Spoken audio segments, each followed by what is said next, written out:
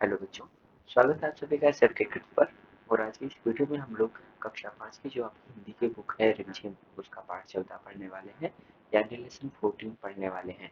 यहाँ आपको लिखा हुआ दिखाई दे रहा होगा 14, तो ये लेसन 14 है, यानी पाठ 14 है। पाठ 14 में आपकी एक कविता है जिस कविता का टाइटल यानी शीर्षक है बाघ आया उस रात। ये कविता का शीर्षक है।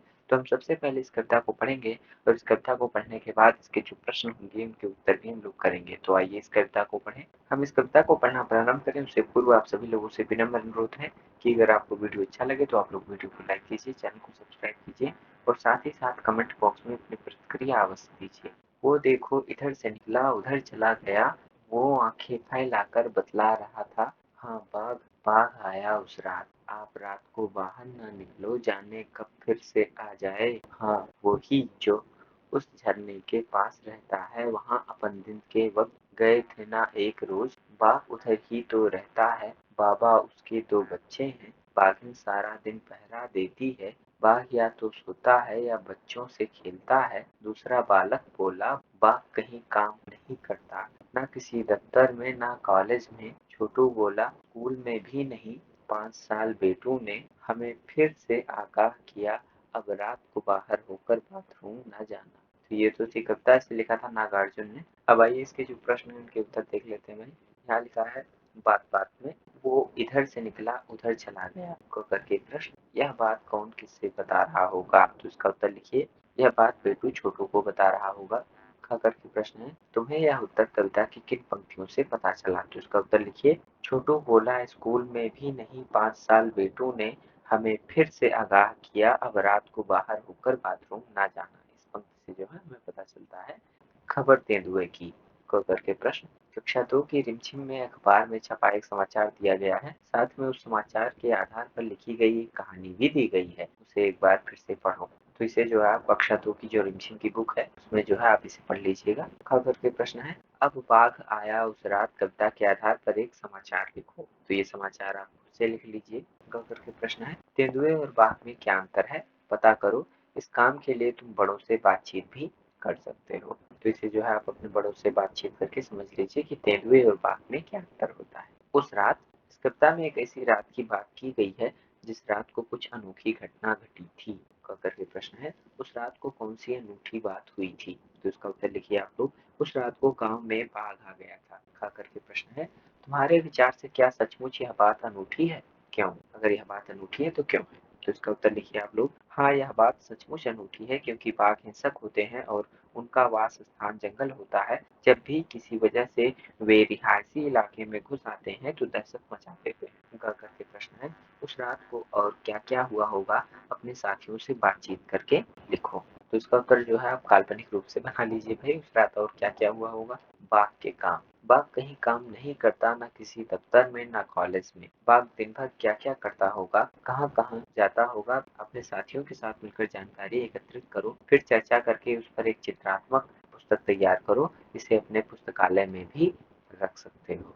यानी आप अपने साथियों के साथ, अपने फ्रेंड्स के साथ बातचीत कीजिए कि बाघ दिन भर क्या क्या करता होगा, कहाँ कहाँ जाता होगा।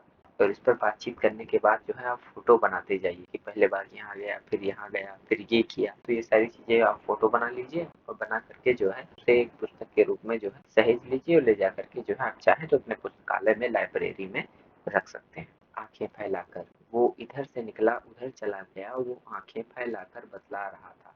नीचे आंख से जुड़े कुछ और मुहावरे दिए गए हैं, वाक्यों में इनका इस्तेमाल करो। जैसे आंख लगना, आंख लगना मुहावरा दिया गया है तो उसका वाक्य में इस्तेमाल करना है। तो लिखिए इसके लिए, उसके जाते ही मेरी आंख लग गई, आंख मूंदना। इसका लिखिए, कैंसर के कारण उन्होंने असमय ही आंख मूंद ली, आंखें भर आना। तो इसका लिख लीजिए, पड़ोसी का दुखड़ा सुनकर मेरी आंखें भर आई, आंख दिखाना। तो इसका उत्तर लिख लीजिए, शिक्षक ने छात्रों को आंख दिखाकर चुप कराया, आंख बचाना। इसका लिख लीजिए, हिरण शेर के पास से आंख बचाकर निकल गया, सिर आंखों पर बैठना। तो इसका उत्तर लिख लीजिए, गलत आदमी को कभी सिर आंखों पर नहीं बैठाना चाहिए। यह है शब्दों की दुनिया। क करके प्रश्न है, 5 साला बेटू ने हमें फिर से आगाह किया। आगाह किया का मतलब क्या हो सकता है?